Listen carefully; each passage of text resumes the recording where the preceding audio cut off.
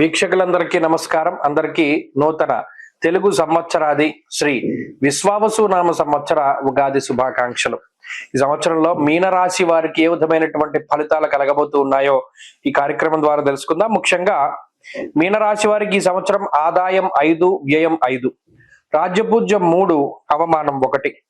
సంవత్సరంలో గురుడు 3వ ఇంట మే 15వ తారీఖు వరకు సువర్ణమూర్తి, తదుపరి 4వ స్థానమందు రజతమూర్తిగా సంచరిస్తారు. శనేశ్వరుడు ఈ సంవత్సరం మొత్తం జన్మరాశిలో సువర్ణమూర్తిగా సంచారం చేస్తారు. రాహుకేతువులు 21 మే వరకు 1వ స్థానమందు, 7వ స్థానమందు లోహమూర్తులు, తదుపరి 12, 6 స్థానాల్లో లోహమూర్తులుగా సంచారం చేస్తారు. అయితే ఈ సంవత్సరంలో మీనరాశి వారికి ఏలినాటి శని 2వ భాగం ప్రారంభమవుతుంది. ఇప్పటి వరకు వ్యయశని, ఇప్పుడు జన్మశని. ఇదే కీలకమైనటువంటి సమయం. జన్మరాశి అందే శని పాడు చేసేటువంటి గ్రహం. గురు బలం లేదు, రాహు బలం లేదు. అయితే బలం లేదు అన్న మాటను పక్కన పెడితే వాళ్ళు పీడించేటువంటి స్థానాల్లో ఉన్నారు. అటు గురుడు 3వ స్థానం, శని రాహువులు జన్మ వ్యయ స్థానాలు. అంటే ఇది చాలా కాంప్లికేటెడ్ గ్రహస్థితి. భయపడకుండా వినండి, తరుణోపాయాలు ఖచ్చితంగా చెప్తాను. ఎందుకంటే ఎవరు చూసినా కొంత భయపడుతూ ఉండొచ్చు. ఇక్కడ మూర్తిత్వాల వల్ల కొంత తీవ్రత తగ్గుతుంది ఒకటి. రెండవది, జాతకంలో ఉండేటువంటి దశాంతర దశలు గనక బాగుంటే ఈ సంక్లిష్టమైనటువంటి గ్రహస్థితిని చాలా తేలిగ్గా దాటచ్చు. సరే, మరి కాజ్ అండ్ ఎఫెక్ట్, దేనివల్ల ఏ ఫలితం, ముఖ్యంగా ఏ రకంగా మనల్ని మనం కాపాడుకోవాలి అనేటువంటిది మనం వింటే, ప్రధానంగా ఉత్తరాభాద్ర నక్షత్ర జాతకులకి కందాయ ఫలాలు ఈ సంవత్సరంలో 1, 2, 4గా ఉన్నాయి. కాబట్టి కందాయం బానే ఉన్నది. పూర్వభాద్ర నక్షత్ర జాతకులకి 6, 1, 1గా ఉన్నాయి కందాయ ఫలాలు. అది కూడా చాలా మంచిది. రేవతి నక్షత్ర జాతకులకి కందాయ ఫలం 4, 0, 2, మధ్యశూన్య మనోవ్యధ అన్నారు. అంటే మానసికమైనటువంటి క్లేశములు ఎక్కువ. అది ఒకటి.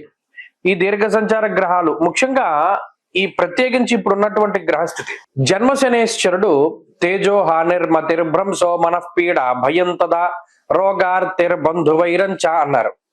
బంధువులతో విరోధం, అయిన వాళ్ళతో విరోధం, కలహం, ఎంతసేపు ఆఖరికి జీవిత భాగస్వామితో కూడా విరోధం. ఎంత కలహం ఉంటుందంటే చిన్న చిన్న మాటలు పట్టుకుని విడిపోయేటువంటి పరిస్థితి.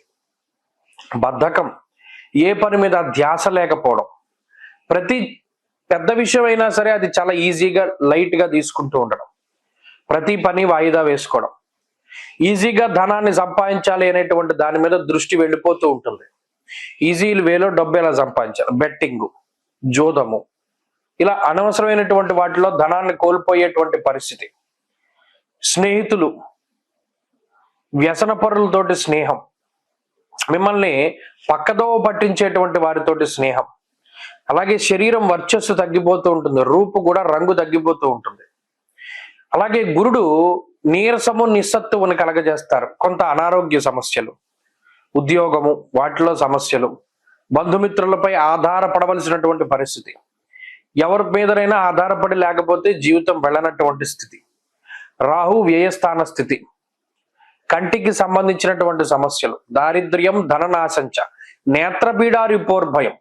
ఎంతో కష్టపడి డబ్బులు పోగేసి ఏదైనా ఒక వస్తువో, గ్యాడ్జెట్టో, ల్యాప్టాపో, కెమెరానో, ఫోనో కొనుక్కుంటే దొంగలు ఎత్తుకుపోతారు. అరే, దానికి ఈఎంఐలు కూడా పూర్తవ్వలేదు, ఈ వస్తువు పాడైపోయింది, ఈ వస్తువు దొంగిలించబడింది అని తెలిస్తే మానసికంగా చాలా బాధగా ఉంటుంది. ఇలా మనసుని, శరీరాన్ని కష్టపెట్టేటువంటి స్థితిగతులే దీనిలో ఎక్కువగా ఉంటాయి. సరే, చెప్పుకుంటూ పోతే నెగిటివే. మరి ఏంటంటే తరుణోపాయం, ఇందాక చెప్పినట్టు జాతకంలో దశాంతర దశలు బాగుండాలి, దానివల్ల కొంత ఓవర్కమ్ అవుతారు. 2, నిరంతరం భగవంతుడిని పట్టుకోవాలి. ఎవరిని పట్టుకోవాలి? సకల దేవతా స్వరూపుడైనటువంటి ఆంజనేయ స్వామిని పట్టుకోవాలి. ఆంజనేయ ఆరాధన, ఆంజనేయ స్వామి సింధూరాన్ని ధారణ చేయడం, ప్రతిరోజు ఆంజనేయ స్వామి సింధూరాన్ని పెట్టుకోవడం వల్ల గ్రహాలు ఏమీ చేయవు. ఆయనకున్న వరం అటువంటిది. అలాగే ప్రతిరోజు లేవగానే హనుమాన్ చాలీసా. శనివారం వచ్చింది అంటే చెప్పులు వేసుకోకూడదు.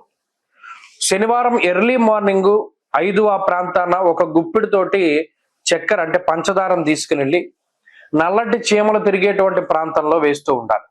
అష్టద్రవ్యాలు శనివారం నాడు దానం ఇవ్వాలి. నల్లటి నువ్వులు, నువ్వుల నూనె, నల్లటి హల్వా, నల్ల ద్రాక్ష, నీలం రంగు పువ్వులు, నల్లటి గొడుగు, నల్లటి చెప్పులు, నల్లటి వస్త్రం లేదా నీలం రంగు వస్త్రం. పెద్ద కాస్ట్లీ కావు. 8 వీటిని తీసుకెళ్లి నెలలో మొదటి శనివారం నాడు ఎవరో ఒకళ్ళకి, బ్రాహ్మణుకో లేకపోతే ఇంకొకళ్ళకో దానం చేయడం. రాత్రిపూట చలికి వణికిపోతూ ఉంటారు రోడ్ల బయట, వాళ్ళకి కంబళ్ళు దానం చేయడం. అయ్యప్ప మాల వేసుకుంటారు, వాళ్ళకి భోజనాలు పెడుతూ ఉండడం, వస్త్రాలను సమర్పణం చేయడం, అయ్యప్ప మాల వేసుకుంటూ ఉండడం. ఇలా రకరకాలుగా శని దోషాలను తీసేటువంటి చర్యలు ఉన్నాయి. ప్రతినిత్యం అభిషేకం శివుడికి, అలాగే దక్షిణామూర్తి స్తోత్రం, ఇవన్నీ సాగవు కదండి. మాకు ఏం చేయాలండి అంటే భగవంతుడు ఆంజనేయ స్వామిని పట్టుకోవాలి. ఏ పని చేయవలసి వచ్చినా 1-2 సార్లు ఆలోచన చేయాలి. గురువుని పట్టుకోవాలి. ఆ గురువు పాదాలను పట్టుకున్నా కూడా సమస్త దోషాలు పోతాయి. కాబట్టి గైడెన్స్ ఉండాలి. ఒక గురువు యొక్క గైడెన్స్ లేకపోతే ఏ పని చేయకూడదు. ఏదైనా ఒక భయంకరమైన నిర్ణయం తీసేసుకోవాలి జీవితంలో, గురువుని అడగాలి. అలా చేసుకుంటూ జాగ్రత్తగా వెళ్ళగలిగితే మీనరాశి వారికి కూడా బాగుంటుంది. ఎంతో కాలం ఉండవు. భయంకరమైన మబ్బు పట్టి వర్షాలు పడుతూ ఉన్నా కూడా తెల్లారేసరికి సూర్యుడు కనబడితే ప్రశాంతంగా ఉంటుంది. అలాగే ఇప్పుడు ఉన్నవన్నీ కారు మబ్బులు, ఇవి తొలగిపోతాయి. పెద్ద కంగారు పడాల్సిన పని లేదు. కాకపోతే ఎవరిని నమ్మకూడదు. స్వశక్తిని, సొంత తెలివితేటల్ని నమ్ముకోవాలి. తర్వాత గురువుని నమ్మాలి, అంతే. ఈ విషయాలు దృష్టిలో పెట్టుకోండి. అద్భుతమైనటువంటి ఫలితాలు సంప్రాప్తమవుతాయి. మార్చి 30న మారేటువంటి శనేశ్వరుడు మీనరాశి వారికి ఏ విధమైనటువంటి ఫలితాలను ఇవ్వబోతూ ఉన్నారో ఈ వీడియో ద్వారా తెలుసుకుందాం. ముఖ్యంగా చూసుకుంటే ఒక విడత ఏలినాటి శని పూర్తయింది, ఒక 2.5 సంవత్సరాలు పూర్తయింది, ఇంకొక 2.5 సంవత్సరాలు, అంటే ఇది కీలకమైనటువంటి 2.5 సంవత్సరాలు. శనేశ్వరుడు జన్మరాశిలో సంచారం చేస్తూ అందున సువర్ణమూర్తిగా, అంటే మంచైనా చెడైనా 100% ఆయన ఫలితాన్ని ఇస్తారు. మరి అంత వ్యతిరేకమైనటువంటి స్థాయిలో జన్మరాశిలో శనేశ్వరుడు సంచరించబోతూ ఉన్నటువంటి కాలం ఈ కాలం.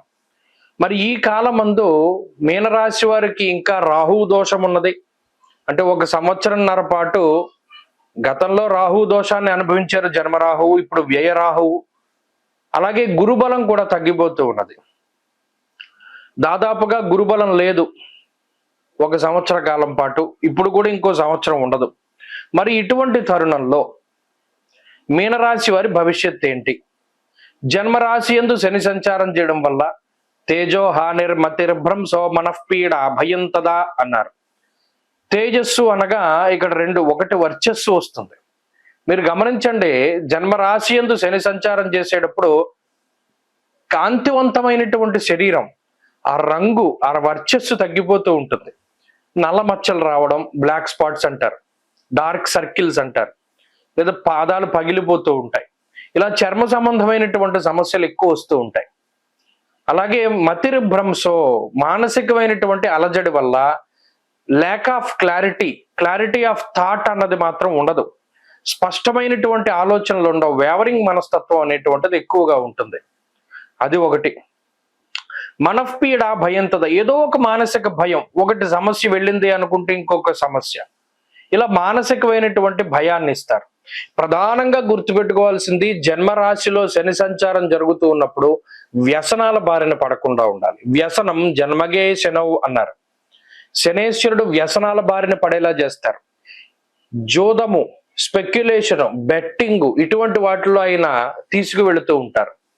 అలాగే మద్యము లేకపోతే ధూమపానము, ఇటువంటి వాటిలోకి ఆయన తీసుకెళ్తూ ఉంటారు. ఇలా అనేక రకాలైనటువంటి వ్యసనాల జోలికి పోయేలా చేస్తూ ఉంటారు. జన్మశని సంచారం జరుగుతూ ఉన్నప్పుడు మీనరాశి వారు మీ పిల్లలైతే ఒక కంట కనబడుతూ ఉండాలి. చదువుకుంటూ ఉన్నా లేకపోతే ఉద్యోగం చేస్తూ ఉన్నా మీ పిల్లల పట్ల మీరు జాగ్రత్తగా ఉండాలి. అంటే తల్లిదండ్రులు, ప్రత్యేకించి ఎవరి యొక్క సంతానం అయితే మీనరాశిలో ఉన్నారో వారి యొక్క ప్రవర్తన పట్ల తల్లిదండ్రులు ఎప్పటికప్పుడు జాగ్రత్త పడుతూ ఉండాలి. అసలు వాళ్ళ మీద ఒక దృష్టి ఉండాలి.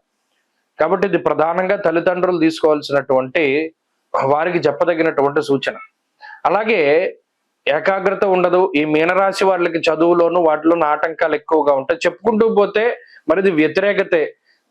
ఈ 7.5 సంవత్సరాల శనేశ్వరుడి యొక్క ఏలినాటి శనిలో జన్మశని అనేటువంటిది చాలా కీలకం. ఇందులోనే చాలా సమస్యలు వస్తాయి. మరి అటువంటప్పుడు శనివారాలు పాటిస్తూ అష్టద్రవ్యాలు దానం ఇమ్మన్నాడు. అంటే ఏంటి? నల్ల నువ్వులు నీలం రంగు గాని నల్ల రంగు గాని వస్త్రము, శంఖం పువ్వులు నీలం రంగువి, 1 కేజీ ఉప్పు, నువ్వుల నూనె, గొడుగు, నల్లటి హల్వా, నల్ల ద్రాక్ష, ఇటువంటి 8 ద్రవ్యాలను దానం చేయమన్నారు. ప్రతి నెల మొదటి శనివారం నాడు దానం చేయొచ్చు. ఎందుకంటే ప్రతి శనివారం చేయడానికి ఇవన్నీ సాధ్యం కావు. ప్రతి నెలలో మొదటి శనివారం దానం చేయొచ్చు. అలా దానం చేయడం ద్వారా ఏలినాటి శని ఎఫెక్ట్ తగ్గుతుంది. ఎందుకంటే చెప్పుకుంటూ పోతే ఏలినాటి శని అంత మంచి ఫలితాన్ని ఇవ్వకపోగా కొంత వ్యతిరేకత కాబట్టి, ఎవరికైతే జాతకంలో దశాంతర దశలు బాగుంటాయో వారికి మాత్రం శని యొక్క ఆనుకూలత ఉంటుంది. అంటే ఏలినాటి శని అంత పీడించదు. జాతకంలో యోగ దశలు నడుస్తూ ఉంటే శనేశ్వరుడు ఏలినాటి శనిలో కూడా మంచి ఫలితాన్ని ఇస్తారు. ఇది ఒక క్లాసు. రెండో క్లాస్ ఏంటి?